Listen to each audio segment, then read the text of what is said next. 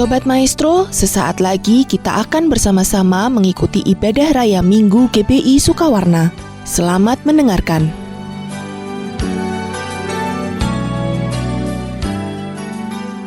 Shalom semuanya. Kalau kita melihat Wahyu 2 ayat 1 sampai dengan 7, ini adalah pesan Tuhan Yesus kepada jemaat di Efesus. Tuhan Yesus berkata, "Aku tahu segala pekerjaanmu, baik jerih payahmu maupun ketekunanmu. Aku tahu bahwa engkau tidak dapat sabar terhadap orang-orang jahat. Ada yang menyebut dirinya rasul, tetapi sebenarnya mereka berdusta. Engkau tetap sabar dan menderita oleh karena namaku, dan engkau tidak mengenal lelah. Engkau juga membenci segala perbuatan pengikut-pengikut Nikolaus yang juga aku benci. Namun demikian, aku mencela engkau, karena engkau telah meninggalkan kasihmu yang semula. Sebab itu ingatlah, betapa dalamnya engkau telah jatuh. Bertobatlah dan lakukanlah lagi apa yang semula engkau lakukan. Jika tidak demikian, aku akan datang kepadamu, dan aku akan mengambil kaki dianmu dari tempatnya, jikalau engkau tidak bertobat." Sesuai dengan penjelasan Alkitab Penuntun Hidup Berkelimpahan, yang dimaksudkan dengan mengambil kaki dianmu, artinya menolak dan mengeluarkan dari dalam kerajaannya, yang berarti kehilangan keselamatan. Pesan Tuhan Yesus kepada jemaat di Efesus ini juga berarti pesan buat kita semua, yang dapat disimpulkan sebagai berikut. Kalau kita melihat apa yang dilakukan jemaat di Efesus untuk melayani pekerjaan Tuhan, itu sungguh luar biasa.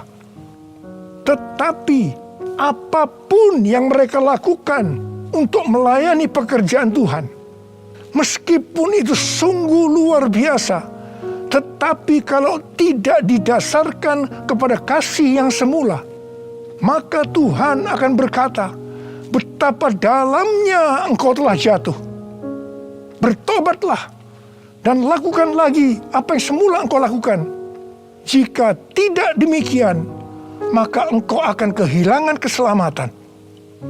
Tetapi barang siapa menang, artinya kembali kepada kasih yang semula, maka akan diberi makan dari pohon kehidupan yang ada dalam taman Firdaus Allah, yang artinya akan masuk surga." Ini suatu peringatan yang tidak main-main dan sangat serius. Karena itu saya akan mengajak saudara untuk melihat diri kita. Mungkin kita kelihatan begitu rajin, tekun, sabar, mau menderita dalam melayani pekerjaan Tuhan. Pertanyaannya, apakah itu dilakukan dengan dasar kasih yang semula?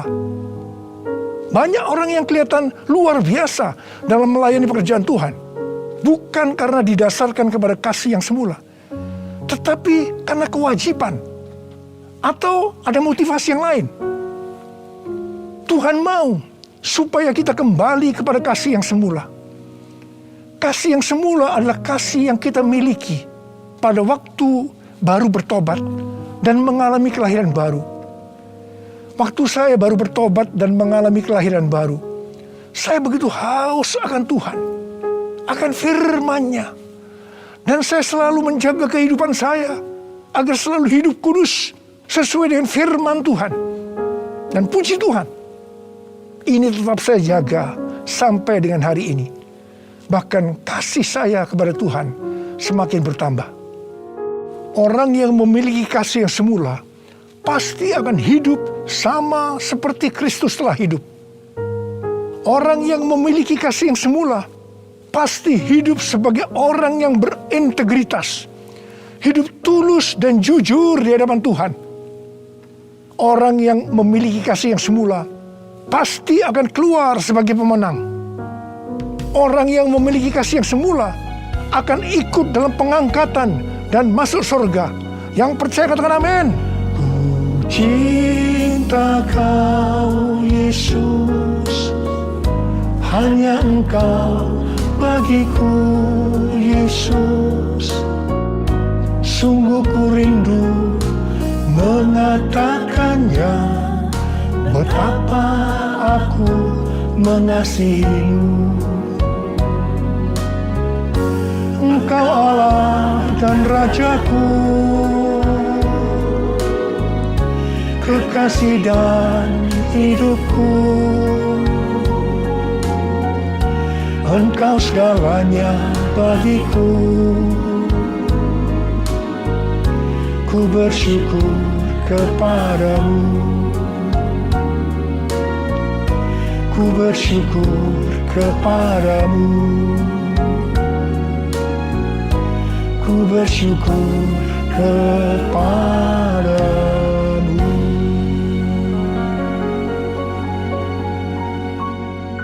Pada waktu Tuhan Yesus ditanya oleh murid-muridnya tentang tanda kedatangannya kembali dan tanda kesudahan dunia ini, Tuhan Yesus menjawab dalam Lukas 21 ayat 11 bahwa salah satunya adalah penyakit sampar. Jadi COVID-19 ini adalah salah satu tanda dari kedatangan Tuhan Yesus kembali dan tanda kesudahan dunia ini. Awal tahun 2009, Tuhan berbicara kepada saya dengan sangat serius dari Wahyu 3 ayat 11 bagian A. Aku datang segera. Aku datang segera. Saya gemetar dan bertanya, Tuhan, apa yang akan Tuhan lakukan? Dan apa yang harus saya kerjakan? Lebih kurang 6 bulan kemudian, Tuhan baru menjawab pertanyaan saya dengan berkata, Aku akan mencurahkan rohku. Aku akan mencurahkan rohku. Pada saat aku mencurahkan rohku, akan terjadi seperti Yoel 2 ayat 28 sampai dengan 32. Akan ada 3 tanda yang terjadi. Tanda yang pertama, anak-anak, pemuda, orang tua akan dipakai Tuhan secara luar biasa. Tanda yang kedua, mujizat-mujizat akan terjadi secara luar biasa. Tanda yang ketiga, goncangan-goncangan juga terjadi secara luar biasa. Melalui 3 tanda ini, maka Yoel 2 ayat 32 akan terjadi. Yaitu akan banyak orang yang berseru kepada nama Tuhan. Dan mereka yang berseru kepada nama Tuhan akan diselamatkan. Jadi akan terjadi penuaian jiwa besar-besaran. Tahun 2013, Tuhan memberikan nama untuk pencurahan Roh Kudus ini adalah Pentakosta yang ketiga. Jadi salah satu tanda terjadinya Pentakosta yang ketiga adalah goncangan-goncangan. Sejak tahun 2009, hampir di setiap khotbah saya selalu mengingatkan tentang goncangan ini. Saya sering berkata, kalau saudara percaya akan terjadi goncangan-goncangan, katakan amin. Tetapi sering aminnya hanya sekedar berkata amin saja. Saya selanjutnya akan berkata, saudara tidak berkata amin pun, goncangan pasti terjadi. Biasanya kita akan tertawa setelah saya berkata seperti itu. Tetapi siapa mengira tanggal 2 Maret tahun 2020, Presiden Jokowi mengumumkan bahwa COVID-19 masuk ke Indonesia. Mulai saat itu goncangan karena pandemi COVID-19 mulai terjadi dan sampai dengan hari ini belum selesai. Banyak orang yang khawatir, ketakutan, bosan, jenuh, depresi. Ada juga yang sakit dan tidak sedikit yang meninggal. Pandemi ini juga mengakibatkan terjadinya krisis ekonomi. Ditambah lagi hari-hari ini, pandemi semakin ganas dengan adanya varian Delta yang membuat penularannya jauh lebih cepat. Yang paling penting yang harus kita lakukan dalam menghadapi pandemi ini adalah kita harus makin sungguh-sungguh untuk mempersiapkan diri kita dalam menyambut kedatangannya yang kedua kali. Sebab Tuhan Yesus sendiri berkata bahwa sampar dalam hal ini COVID-19 adalah salah satu tanda akan kedatangannya yang kedua kali. Karena itu, seperti pesan Tuhan Yesus kepada jemaat di Efesus, yang berarti ini juga pesan buat kita semua pada zaman ini, bahwa kita harus kembali kepada kasih yang semula. Sebab hanya orang yang memiliki kasih yang semula yang akan ikut dalam pengangkatan. Yang percaya katakan amin. Dalam masa pandemi ini, kita harus mengerti bahwa pencurahan Roh Kudus yang disebut dengan Pentakosta yang ketiga sedang terjadi. Dalam pandemi ini kita harus mengerti bahwa ini adalah masa penuaian jiwa yang terbesar dan yang terakhir dalam menyelesaikan amanat agung untuk menjadikan semua bangsa murid Tuhan Yesus. Dalam masa pandemi ini, kita harus mengerti bahwa akan terjadi kebangkitan generasi Yeremia, yaitu anak-anak muda yang dipenuhi Roh Kudus, cinta mati-matian kepada Tuhan Yesus, tidak kompromi terhadap dosa, dan akan bergerak untuk memenangkan jiwa. Sucikan dan kuduskan hati ini untuk layak menghadap hadirat-Mu. Tubuh jiwa rohku kuserahkan padamu, ku menyembah-Mu. Tinggikan nama-Mu ya Tuhan, mulialah nama-Mu ya Tuhan. Tiada lain seperti Engkau ya Allahku, besar kuasa-Mu. Tiada lain seperti Engkau ya Allahku, besar kuasa-Mu, besar kuasa-Mu.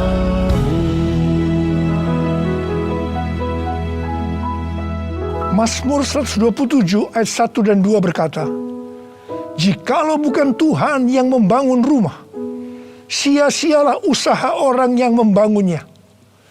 Jikalau bukan Tuhan yang mengawal kota, sia-sialah pengawal berjaga-jaga. Sia-sialah kamu bangun pagi-pagi dan duduk-duduk sampai jauh malam, dan makan roti yang diperoleh dengan susah payah. Sebab Ia memberikannya kepada yang dicintainya pada waktu tidur.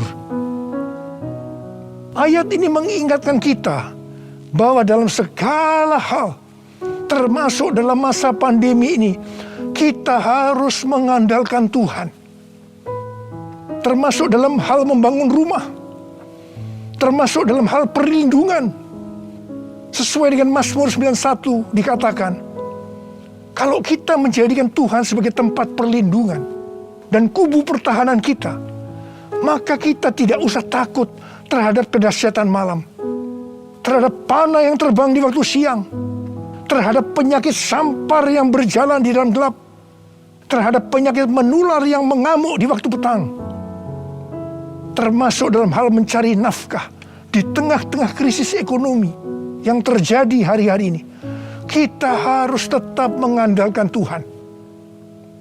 Mungkin ada di antara saudara yang kena PHK, atau mungkin mengalami kesulitan karena banyak faktor sehingga mengalami kerugian, kesulitan untuk mencari keuntungan.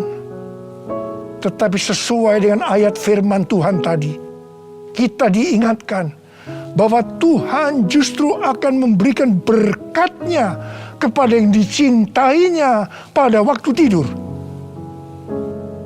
Berkat yang diberikan pada waktu tidur di sini bisa diartikan berkat yang diberikan bukan karena kehebatan kita, bukan karena prestasi kita, bukan karena kekuatan kita, bukan karena kepandaian kita, juga bukan karena usaha kita yang mati-matian. Dan berkat yang seperti itu hanya diberikan kepada orang yang dicintainya. Haleluya! Kalau kita mengandalkan Tuhan, kita pasti menjadi orang yang dicintai Tuhan. Orang yang mengandalkan Tuhan adalah orang yang mengikuti segala perintah yang diberikan tanpa ragu-ragu, tanpa banyak pertanyaan, tanpa bersungut-sungut, tetapi dengan hati yang percaya disertai ucapan syukur. Demikian juga dalam menghadapi pandemi ini. Kalau kita mengandalkan Tuhan, itu berarti kita akan mengikuti perintah-perintahnya. Saya akan mengingatkan kembali tuntunan Tuhan sejak awal dari pandemi ini. Apakah saudara ingat? Dan apakah saudara tetap melakukannya? Mungkin ada yang berpikir bahwa pandemi ini sesuatu yang biasa. Mungkin karena sudah bosan, karena jenuh. Tetapi ingat, kita boleh bosan dan jenuh, tetapi COVID-nya belum bosan. Karena itu kita harus dengan serius menghadapi pandemi ini. Mari, saya akan ajak saudara untuk mengingat kembali tuntunan Tuhan. Yang pertama, sesuai dengan 2 Tawarikh 7 ayat 13 dan 14 yang mengatakan bahwa kalau kita mengalami pandemi dan krisis ekonomi, maka kita harus merendahkan diri, berdoa, mencari wajah Tuhan, serta berbalik dari jalan-jalan yang jahat. Kalau kita melakukan itu, maka Tuhan akan mendengar dari sorga dan akan mengampuni dosa kita, serta memulihkan negeri kita Indonesia yang tercinta. Katakan amin. Yang kedua, kita diminta untuk menghardik COVID-19 dan krisis ekonomi dengan berkata, dalam nama Yesus, diam, tenanglah. Apakah saudara sudah melakukan ini? Yang ketiga, kita diminta memperkatakan Mazmur 91 karena kita percaya akan janji Tuhan. Yang keempat, kita diminta melakukan seperti yang dilakukan oleh Daud ketika Tuhan menghukum orang Israel, di mana ada 70.000 orang yang mati karena penyakit sampar. Daud waktu itu membuat mezbah di pengirikan milik Arauna dengan membayar harganya. Waktu itu Arauna akan memberikan secara gratis kepada Daud. Tetapi Daud tidak mau. Dia tetap mau membayar harga. Setelah Daud membuat mezbah, maka tulah sampar itu berhenti.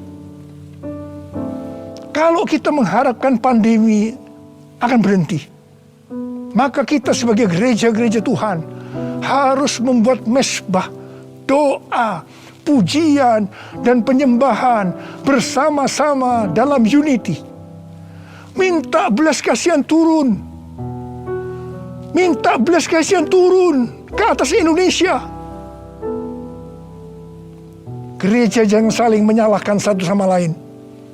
Gereja jangan saling menjelekkan. Gereja harus membayar harganya dengan unity. Yang kelima, sesuai dengan Yesaya 26 ayat 20 dan 21. Maka kita diminta oleh Tuhan untuk bersembunyi barang sesaat lamanya sampai amarah itu berlalu. Karena Tuhan akan menghukum penduduk bumi karena kesalahannya. Amsal 27 ayat 12 berkata, kalau orang bijak melihat malapetaka, bersembunyilah ia. Tetapi yang tidak berpengalaman berjalan terus, lalu kena celaka. Karena itu, mari, biarlah kita menjadi orang yang bijak. Bersembunyi di sini bisa diartikan, kalau tidak ada keperluan mendesak, kita diam di rumah. Dan juga kita harus melakukan 6M. Yang pertama, memakai masker. Yang kedua, mencuci tangan dengan sabun. Yang ketiga, menjaga jarak. Yang keempat, mengurangi mobilitas. Yang kelima, menjauhi kerumunan. Dan yang keenam, melakukan vaksinasi. Yesus, Kaulah pembelaku. Pada siapa aku harus takut? Yesus, Kau perlindunganku. Ku tak gentar menghadapi musuh. Sekarang tegaklah kepalaku, hadapi lawanku yang berada di sekelilingku. Dan mulutku memuji, bermazmur bagimu, bersorak bagi kebesaran-Mu. Sekarang tegaklah kepalaku, hadapi lawanku yang berada di sekelilingku. Dan mulutku memuji, bermazmur bagimu, bersorak bagi kebesaran-Mu. Bersorak bagi kebesaran-Mu. Bersorak bagi kebesaran-Mu.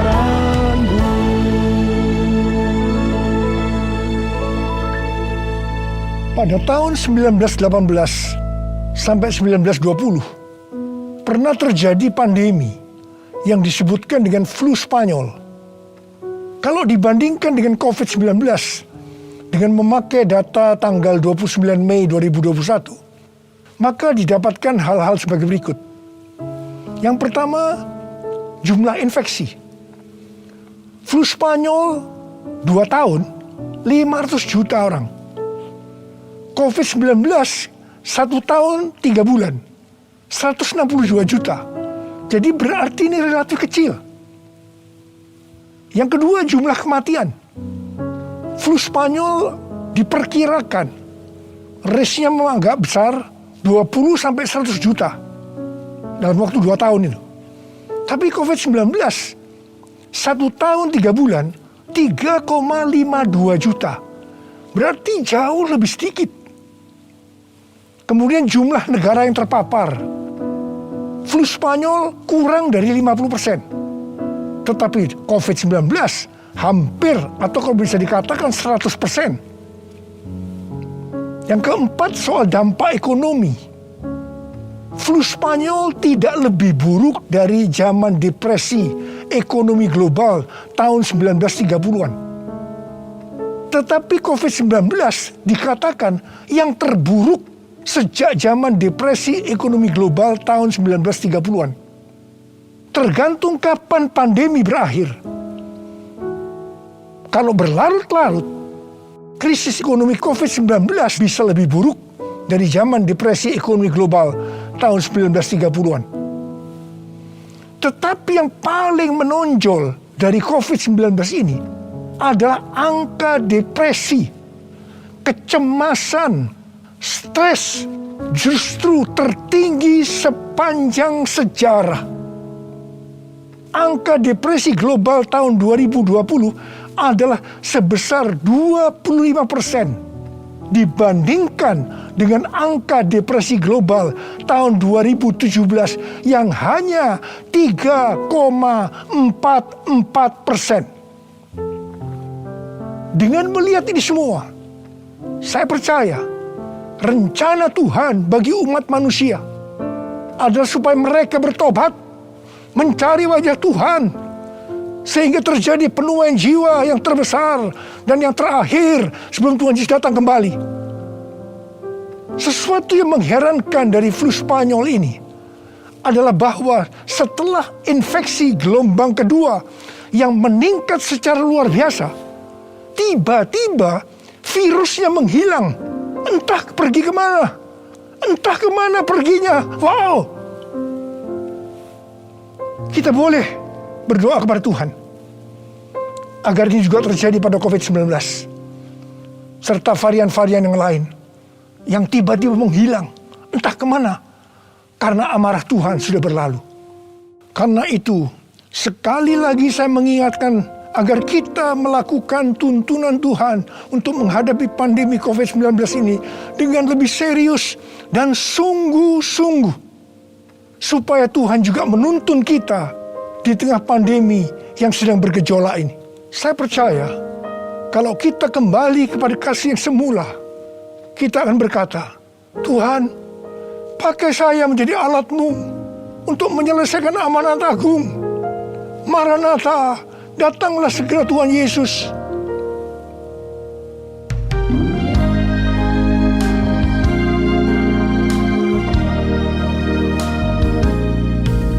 Tuhan, ini aku, jadikanlah ku alat-Mu untuk memberitakan Injil-Mu.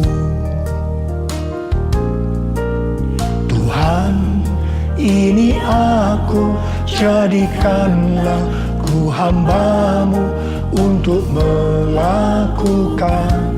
firman-Mu. Penuhi hidupku dengan Roh-Mu, agar ku jadi saksi-Mu. Pakailah hidupku dan urapilah untuk kemuliaan nama-Mu, untuk kemuliaan nama-Mu, untuk kemuliaan nama-Mu. Ada berapa banyak di antara saudara yang berkata kepada Tuhan, Tuhan, ini saya Tuhan, ini saya Tuhan, pakailah saya menjadi alat-Mu untuk menyelesaikan amanat agung Tuhan Yesus. Saudara boleh angkat tangan saudara. Kau melihat anak-anak-Mu yang sedang mengangkat tangan Tuhan. Mereka siap Tuhan menjadi alat-Mu, pakai mereka untuk menyelesaikan amanat agung Tuhan Yesus. Terima pengurapan Tuhan, terima.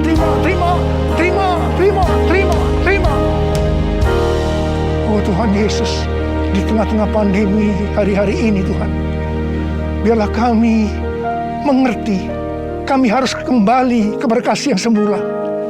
Tuhan, biarlah anak-anak-Mu mengerti akan hal ini. Mereka akan kembali kepada kasih yang semula ya Tuhan. Bapa-Mu berdoa buat mereka yang sekarang sedang terpapar dengan COVID-19 ini Tuhan.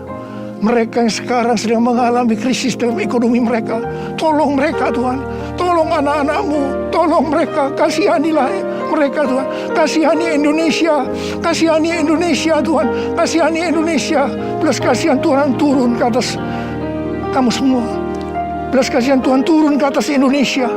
Terima kasih dalam nama Yesus, haleluya, amin. Mari saudara, kita akan masuk dalam perjamuan kudus. Kita akan mengingat ayat ini. Sebab setiap kali kamu makan roti ini dan minum cawan ini, kamu memberitakan kematian Tuhan sampai Ia datang. Perjamuan kudus adalah perjamuan Tuhan Yesus sendiri. Setiap kali kita masuk dalam perjamuan kudus, Tuhan Yesus selalu berkata, biarlah ini menjadi peringatan akan daku. Biarlah ini menjadi peringatan akan daku. Mari, arahkan hati kita kepada kebaikan Tuhan. Mari, tundukkan kepala. Bapa, siapakah kami ini sebelum kami mengenal Engkau? Kami ini orang berdosa. Upah dosa adalah maut, mati. Tapi Engkau yang tidak berdosa telah dijadikan dosa oleh karena kami semua. Engkau harus turun dari sorga mulia, menjelma menjadi manusia, mati ganti kami dengan penderitaan yang luar biasa. Dan Kau dibangkitkan kembali. Bapa, betapa baiknya Engkau itu. Engkau jadikan kami sebagai anak-anak-Mu. Engkau yang memberkati, Engkau menuntun, Engkau membela, Engkau mendidik kami, Engkau menyembuhkan kami, Engkau memberikan kami damai sejahtera-Mu di tengah-tengah pandemi ini Tuhan. Engkau juga menghajar kami kalau kami berbuat tidak benar di hadapan-Mu. Itu Engkau ya Aba. Itu Engkau ya Aba. Betapa baiknya Engkau itu. Tuhan akan memberkati saudara melalui perjamuan kudus. Tapi Tuhan mau kita makan dan minum dengan cara yang benar. Karena itu masing-masing, mari berdoa. Masing-masing introspeksi. Lihat keadaan diri kita masing-masing saat ini. Kalau ada dosa yang selama ini belum diselesaikan dengan Tuhan, ini saatnya. Sebelum kita masuk dalam perjamuan kudus, kita selesaikan di hadapan Tuhan. Minta ampun. Minta ampun. Minta ampun. Ampuni. Ampuni saya Tuhan, katakan. Ampuni saya. Ampuni saya. Engkau melihat anak-anak-Mu sedang meminta ampun ya Tuhan. Ampuni. Ampuni ya Tuhan. Ampuni. Bapa, terima kasih. Layakkan kami masuk dalam perjamuan kudus. Berkatilah kami semua. Engkau mengasihi kami semua ya Tuhan. Kami akan masuk dalam perjamuan kudus dengan hati yang penuh ucapan syukur. Dalam nama Yesus. Amin. Sekarang, mari angkat roti di tangan kanan kita tinggi-tinggi. Sebab apa yang telah kuteruskan kepadamu telah aku terima dari Tuhan. Yaitu bahwa Tuhan Yesus pada malam waktu Ia diserahkan mengambil roti. Dan sesudah itu Ia mengucap syukur atasnya. Ia memecah-mecahkannya dan berkata, inilah tubuhku yang diserahkan bagi kamu. Perbuatlah ini menjadi peringatan akan aku. Sudah dikasih Tuhan. Bukankah roti yang kita pecah-pecahkan ini adalah persekutuan kita dengan tubuh Kristus? Mari kita makan dalam nama Yesus.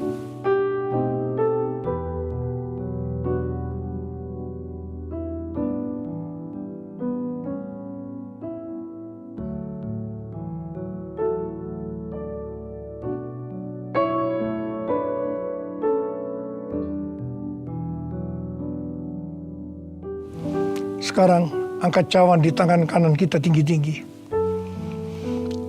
Demikian juga Ia mengambil cawan sesudah makan lalu berkata, cawan ini adalah perjanjian baru yang dimeteraikan oleh darahku.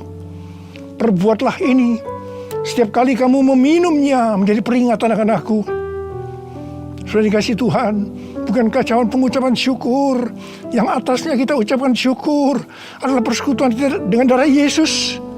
Mari kita minum dalam nama Yesus.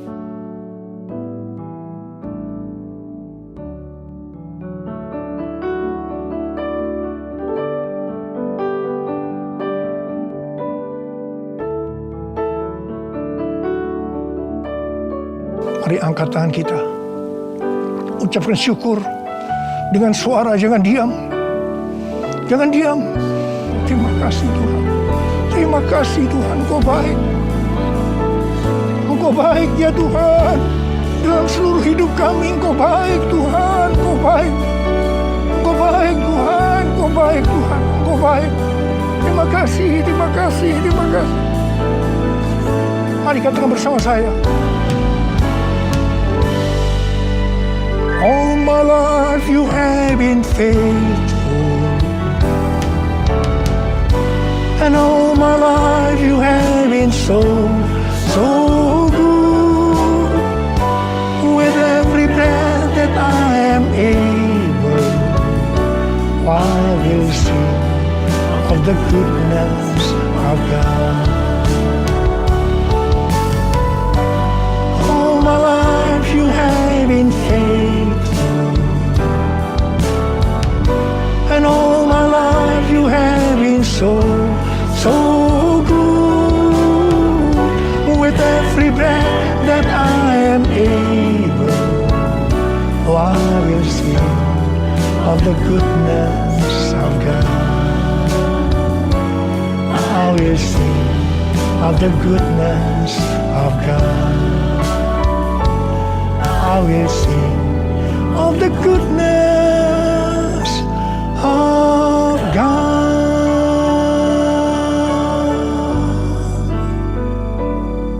Terima kasih. Terima kasih Abba. Terima kasih. Terima kasih Abba. Terima kasih. Terima kasih. Engkau baik kepada kami semua. Terima kasih. Terima kasih. Dalam nama Yesus. Amin. Angkat tangan saudara. Terimalah berkat Tuhan. Kasih karunia yang berlimpah-limpah daripada Allah Bapa dalam anak yang tunggal Yesus Kristus. Persekutuan yang manis dengan Roh Kudus menyertai saudara sekalian mulai hari ini. Sampai Tuhan Yesus datang menjemput kita di awan-awan dan bahkan sampai selama-lamanya. Yang percaya bersama-sama katakan, amin.